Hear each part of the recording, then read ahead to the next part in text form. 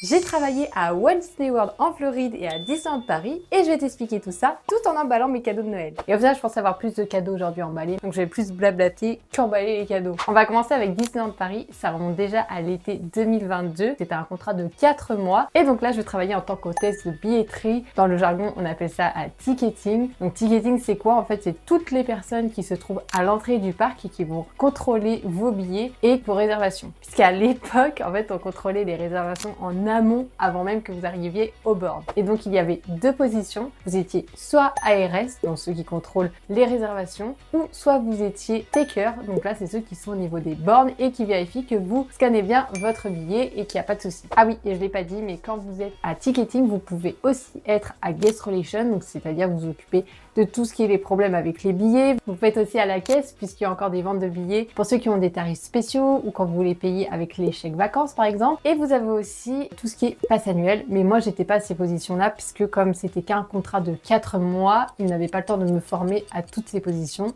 Je sais pas emballer, c'est pas possible quoi. My God. Et sinon, côté logement, là j'étais logée comme je n'habitais pas à Paris. J'étais en fait en appart-hôtel, en colocation avec une deuxième personne. Et franchement, ça s'est très bien passé. Bon, deuxième cadeau, deuxième expérience. Rendez-vous demain pour la partie 2 où je te raconte mon expérience à Walt Disney World en Floride.